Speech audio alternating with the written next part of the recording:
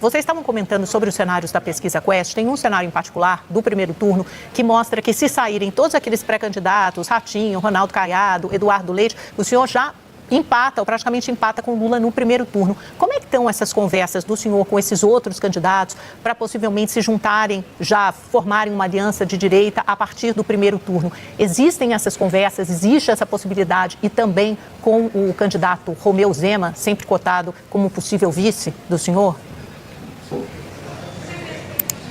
Olha, Amanda, a centro-direita não está com problema de alternativas de candidatura, né? Tirando o Eduardo Leite, que é centro-esquerda, todos os demais ali são de centro-direita e há uma grande convergência sobre praticamente todas as pautas que nós queremos apresentar para o Brasil. Quem está com problema de candidatura é a esquerda, né? Porque o Lula, mais uma vez, o Lula é uma mercadoria vencida, o seu estilo de não reconhecer o trabalho de pessoas no seu entorno, ser uma pessoa muito vaidosa, acaba que ele não permite, não compartilha os louros de possíveis vitórias do governo com mais ninguém, diferente do presidente Bolsonaro, que sempre compartilhou as coisas boas do governo com as pessoas que conseguiam executar aquilo, seus ministros, e temos várias provas de pessoas que estão aí hoje ocupando cargos eletivos. Então, a nossa parte vai ser sempre na mesma linha. Eu estou muito satisfeito, né, com a resposta que a população tem dado para a gente nas ruas com relação a essa expectativa nas próximas eleições. Então, com todos os candidatos que têm se colocado à centro-direita, não tenho nenhum problema. As conversas vão acontecendo, não estou com pressa de definir quem vai caminhar com a gente no primeiro turno ou quem caminharia só no segundo turno. Respeito os partidos que querem lançar os seus nomes. Eu acho que a gente é isso, a gente tem que ir para o debate, comparar os projetos e as ideias. Eu tenho certeza, a única certeza que eu tenho, Amanda, é que Lula não será presidente do Brasil a partir de 2027. Amanda? Murilo, se eu puder fazer mais uma pergunta também, sobre todo esse debate em torno de PCC, Comando Vermelho, sendo reconhecidos eventualmente pelos Estados Unidos como organizações terroristas, o governo alega que isso seria uma violação da soberania nacional e poderia resultar em sanções econômicas, também até ações ao Brasil e ações militares. Como é que o senhor vê essa questão, para além do discurso político, que eu sei que se usa nas redes sociais, mas o senhor, eventualmente, se for eleito, não se preocupa também que a soberania do Brasil pudesse estar em xeque com a classificação desses grupos, eventualmente, como organizações terroristas? Olha, o Lula vive uma paranoia e alimenta uma narrativa mentirosa de que esse tipo de situação, reconhecer como grupos terroristas, CV e PCC, isso fosse ensejar uma invasão americana aqui no Brasil, né? O Trump vai vir aqui sequestrar o Lula e levar embora do país. Isso não existe, é coisa de maluco. O Brasil sempre participou, sempre assinou acordos de cooperação técnica na área de segurança pública, na área de combate ao crime organizado, na área de lavagem de dinheiro, na área de tráfico internacional de seres humanos, de crianças. Tem diversas cooperações entre países. Então eu fico triste, porque, Amanda, aqui no Brasil, cerca de 25% dos brasileiros vivem em territórios que são dominados por esses narco-guerrilheiros, por esses narcotraficantes. São terroristas, pessoas que dominam territórios, impõem a sua própria lei, o seu próprio governo paralelo, que escolhem a mulher que querem para enfim, abusar sexualmente pelo tempo que quiserem. O pai dessa menina não pode fazer nada porque o Estado sequer consegue entrar nesses locais. Alguém que abrir uma lojinha de cachorro-quente tem que pagar pedágio para o tráfico. Quem quer comprar um gás nessas comunidades tem que pagar o gás mais caro na mão de miliciano, na mão de traficante. Essas pessoas não têm soberania.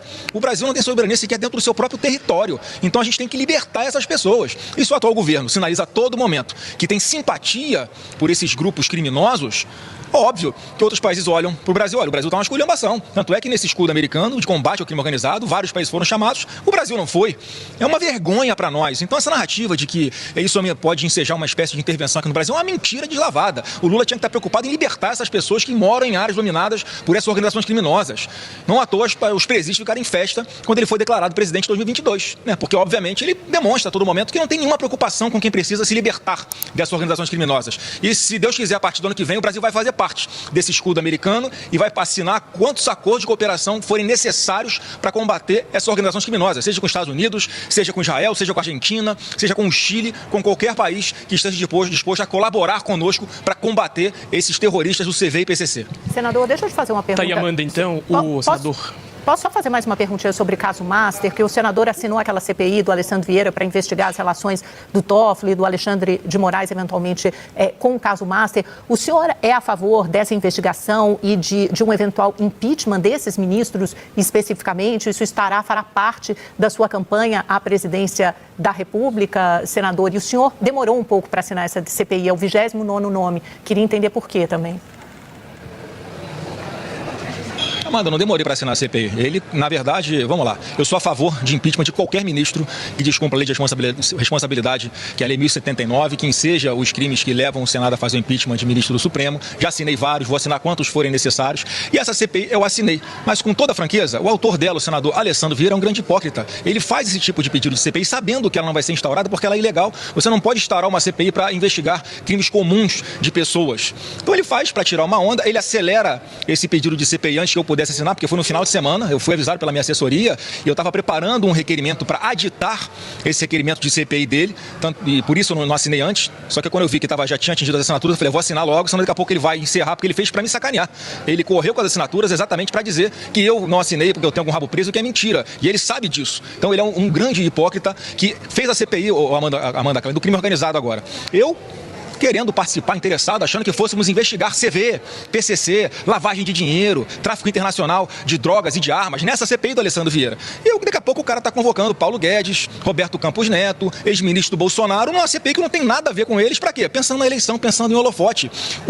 Senadores como Alessandro Vieira, eles descredibilizam o resto que existe ainda de credibilidade desse instituto de CPIs. Então, assim, assinei essa última que ele fez agora, fiz um aditamento para que fosse incluído também o Fernando Haddad, o senhor Galípolo, o senhor Rui Costa, o empresário lá da Bahia, o Augusto Lima, todos eles citados nesse escândalo do Banco Master também, inclusive tendo participado de reuniões juntos com o Vocaro. E por que o Alessandro Vieira esqueceu de chamar essa galera? Só porque ele é base do governo Lula? Ele está com medo de convocar essas pessoas? Então eu espero que ele assine o meu requerimento para aditar o pedido de CPI dele e vamos à luta, vamos investigar quem quer que seja. Então não tem problema nenhum, Amanda, de assinar CPI, de assinar impeachment de ministro do Supremo, nenhum problema. Então, para deixar bem claro aqui, qual é a posição minha com relação a isso. Mas, senador, se o caminho não é a CPI, como o senhor disse, qual é o caminho para os ministros do Supremo, se o senhor indica que há ações erradas, incorretas no caso Master? O caminho é o que eu falei, impeachment é impeachment de ministro do Supremo.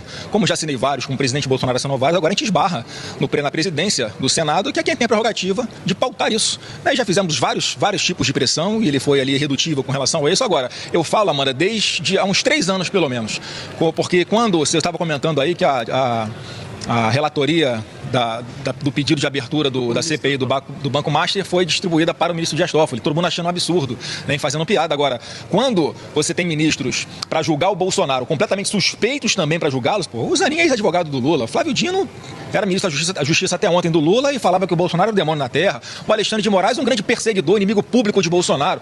Aí todo mundo falava que não tinha problema porque era pelo bem da democracia, então o Bolsonaro poderia ser julgado pelos seus inimigos. Ali acabou esse instituto da suspeição. Então agora o que o Toffoli pode fazer é o seguinte, olha, se o Alexandre de Moraes fez lá com o Bolsonaro, me acho no direito de fazer aqui também e olha a confusão.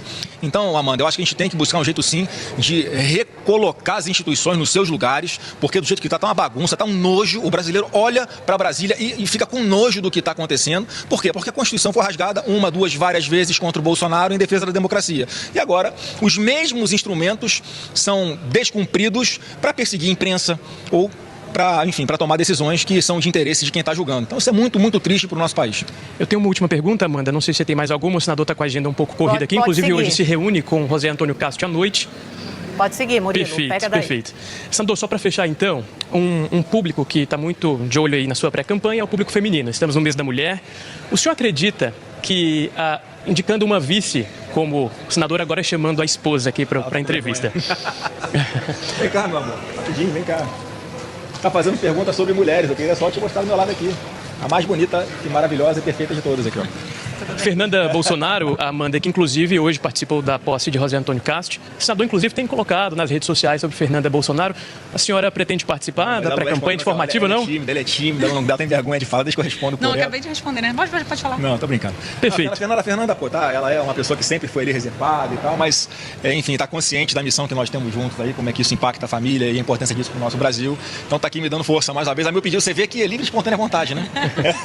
Mas só para fechar, Amanda, eu só queria perguntar, senador, se o senhor pretende ou cogita indicar uma mulher como vice-presidente, porque além da simbologia, além dos acenos, é importante haver movimentações claras de presença feminina em espaços de poder. O senhor pensa nisso? Olha, eu não tenho, na verdade, meu gabinete, eu dou exemplo, tá, Murilo? Meu gabinete, quase 60% de quem trabalha comigo são mulheres, e em posições de chefia. Minha chefe de gabinete é mulher, a chefe do meu jurídico é mulher, a chefe do meu orçamento é mulher, a pessoa que cuida da minha vida, da minha agenda lá no gabinete é mulher. Então, as pessoas se sentem qualificadas para estar junto, para está trabalhando, isso aí para mim é o que importa. Então essa questão de vice vai ficar só lá para frente ainda. Então assim, vamos analisar primeiro, porque eu acho importante o nome da pessoa, o que a pessoa vai agregar. Tá aí, assim, tem várias mulheres no entorno que estão me ajudando agora, que são hiperqualificadas. Quem sabe a gente não tem surpresa aí pra frente. Você pode citar o nome de uma delas? Não. Na economia? Não, tem gente importante ajudando em todos os setores, né? Mas com relação aí a ministros ou com relação a vice, de verdade, isso é uma coisa que fica só bem mais lá pra frente. Agora a gente está preocupado em formatar já um plano inicial bem básico ainda, com os pilares de como a gente pretende tirar o Brasil dessa areia movediça que o Lula nos enfiou.